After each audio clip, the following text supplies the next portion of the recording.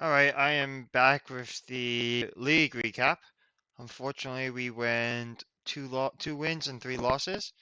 For wins this time around, I know there's only 4 rounds showed, but one of the guys I was paired against round 4 intended to drop, so I was able to get a free win there.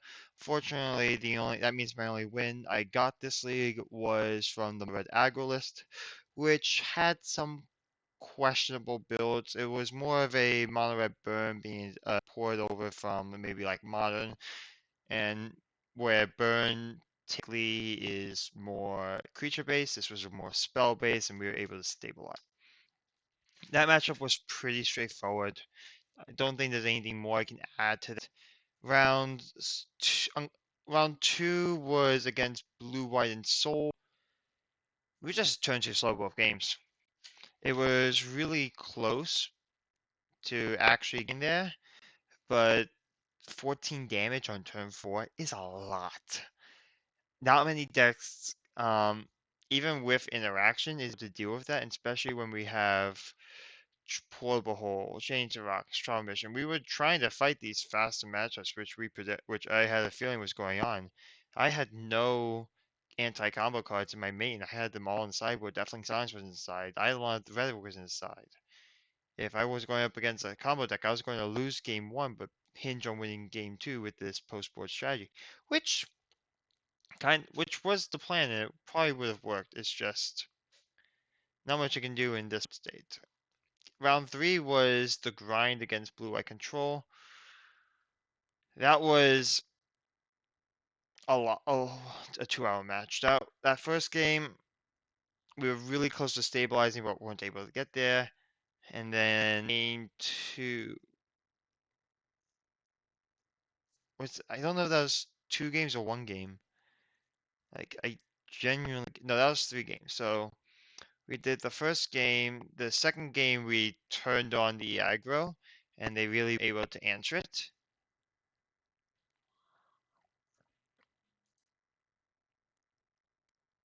No, the first game we turned on the aggro. We attacked pretty damn quickly, which is what I think we need to do in this matchup. Just set the board, pressure the life total, and all that jazz. Nothing really special. We need to be the aggro deck in that matchup. And, and we were able to take games, but 2 and 3 we just slipped out of our hands. There was a couple games that were like really close, but then control took over. Nothing much we could do about that. And then lastly, we just played against Esper Greasefang. Again, same with blue, white, and soul. 13 damage on turn 3. If we can't deal with 14 damage on turn 3, what about 13 damage on turn 4? We cannot deal with that. Especially at instant speed. We have no instant speed interaction in the deck. And Enigmatic Fire is a sorcery speed deck. If you play into a meta like we did with 3 aggro decks and a control list, we would have probably been better off playing 4 color instead of 5 color for the additional interaction. And even at that point, I question if that would have been correct. Because in the 4 color list, you still play Change of Rocks, you still play Portable Holes as 8. You still play your 3 naturalists, you just change up so you go a little bit higher. And you lose a lot of your sideboard cards for probably some less for some more inferior. Like if I were to go to my last 4 color fires build, 4 color, this was a back. We played Charming Prince, the Portable Holes. The sideboard was not even still wasn't as good. Like Ashiok's Racers are one of Battle of Phosphai. Like this sideboard feels so much weaker, and the deck as a whole feels weaker outside of the mana base, which I'll get to later, compared to playing our 5 color variant here. Not saying that one's correct and one's incorrect, but I don't think playing only playing 4 color is, especially with Gloomshrieker. There's a lot of neat, interesting lines you can do with that. I think Travel Mission is one of the best reasons to go black. The fact that its removal spell that doesn't target creatures is actually insane. Binding does everything we want to. It's a 4-mana enchantment that we can sack to get those first two relevant abilities. The third one doesn't truly matter. I mean, the only times I think it really matters is if you have Binding plus Kenneth on the battlefield, and at that point you've already won. And outside of that, I mean, Scab God is also Scab God. I can't argue against this. And well, Scott and Kenneth fill the same role in some ways. Kenneth is definitely just better at like stabilizing the game. If you can untap with Kenrith or activate Kenrith at all, you should win that game. Tolsmia was fine. Nothing much I can say about that. Yorion is main. I'm just guessing I go into it. So for the most part, this is a relatively stock list from me. Nothing. The true interesting things about this list were, and if you keep watching Enigmatic List, there'll be some slight changes which are going to be prevalent. Kenrith is a personal thing I like. I think playing him, just having 5 mana to bring back any creature we want, especially like a Kenrith Yorion loop, is insane. Granted, you can do the same thing with Scarab God, but you can only do it once. And plus, Kenrith can say pay 3 mana, win the game against aggro, which I really like. Maybe I should have been pushing for him in Grease Fang, but same token, I need a lot of mana just to do things. Regards to artifacts, portable holes, these were a metagame call. I felt that portable hole was going to be good. I felt like I wanted a little bit cheaper removal, and overall, I was paid out by that based on the metagame. The Shadow Scars was something else I was also testing. I didn't really get to play it much. I think in Control I played it. It draws you 3 to 4 cards, which is nice, but it's also 4 mana. I'll get to future my current build is because this list was submitted a month ago on actually exactly a month ago. There's not much I can do, and this deck does change, just like every other deck in Pioneer. Shadow Skulls was a test at the time. It seems like a really good consideration, especially that you only really care about the first one. The second one is nice to be around, but being able to have draw 4 cards for 4 mana is pretty good, even if it's an impulse effect. The buff effects is nice, but we don't really care about that because if we have like a 5 up, we're only casting 2 spells. You don't want to play this on turn 4 because you also want to try to hit your land drop off this to get maximum value in case you hit like lands and 2 spells. Uh, other Everything else is actually stock for the most part. You'll see some lists run Elspeth Conquer's Death over Binding. I get why ECD is good, but the same token, Binding it just fits the role so well. If you can go Fires, Binding, and play a 5-drop the following turn, guarantee a 5-drop next turn because of Binding's second chapter. You're always going to see 4 trials, you're always going to see 4 copies of Nautilus. Renegade Valiant, it's one of the original reasons why this deck was so much fun to play. Just the loops you could do by sacking a 2-drop enchantment, get it back, and then you could even class from Mimic the way to keep doing that. One Remind, only going down playing one Remind and 3 Clerics. Usually you'll see lists playing anywhere from 4 to 5 total copies of these 2 cards. They both do something good. One Remind in this case is a 2/1 draw card. Typically it's a relevant card. If it whiffs, that means you're bombing a lot of cards you don't really care about, but you really need to hit this.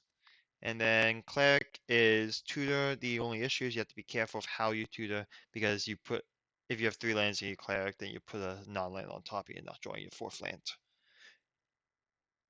which is relatively simple, straightforward. Mana base, however, I'll get to last. This is personal. Sideboard, pretty straightforward. I felt like I wanted a second Archon to play face aggro. I wanted your Sean because I knew the sacrifice decks were out there, and I felt like if I just threw your Sean in the sideboard, it should be a good matchup. Definitely Silence for combo, the last portable hole, because again I was hedging on fast aggro lists. That's why Archon's here, the 4th portable hole. Usually you only see three, maybe a fourth one right on the side. Kimball is just good anti-spell base. Oath of Kaya was there because I wanted another 3-drop enchantment to get because I was not running any mate, which I had to run them in the side. Is that true? No, I was playing Gloomstrigger. Gloomstrigger is my lone 3-drop enchantment. So you could just sack Gloomstrigger, get back whatever 2-drop you got, then get a 4-drop Archon or Yoshan if you needed.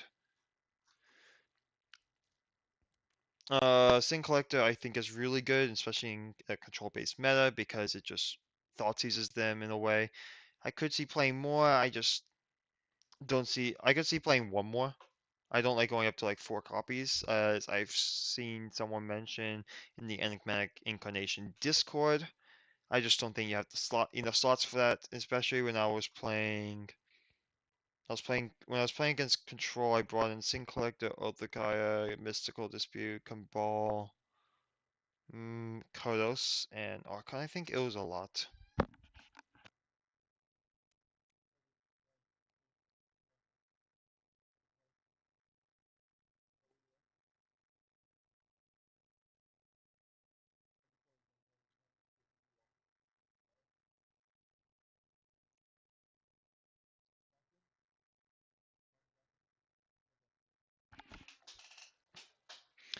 Sorry about that. I got interrupted.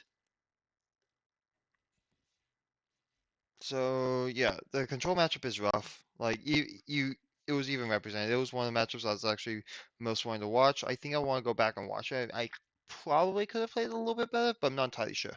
Like I can, but there's always room for improvement, especially when you go 1-3 and realistically. Island Relic was part of that anti-combo plan. I was also wasn't prepared for how the control play of sideboard against me. They sideboard me against me as if they were as if they were a combo as if I was a combo deck, which doesn't make sense in my opinion. I feel like if you're playing against me, you want to just play as a control deck. Locking me out of things is fine, but it's not going to be backbreaking. In fact, I think I made a mistake one game which cost me the game by removing the Deafening Silence because it was actually hurting me and hurting them more so than anything else. So yeah, I wasn't really able to use Massacre. The aggro decks I play against just got too big too quickly. This is just very good against Winota. That's the entire reason. But yeah, that's the sideboard. Going back to the mana base, this is my personal creation. I do not like the pathway mana base and the slow lands. I prefer a Triome, Shockland, Checkland, and that's about it. I These were my numbers I came up with. I really like it. The weird thing is Dragon Skull Summit may be weird, but there's a lot of swamps and mountains in the deck, and you can play. And, the deck wanted one more black and red source, so Dragon Skull Summit just made sense in that scenario. I didn't want to play a Blood Crypt because I didn't like the total number of shocks I had. Think in the future, actually we can talk about the future now. So that was for that league, and then this past week I actually signed up for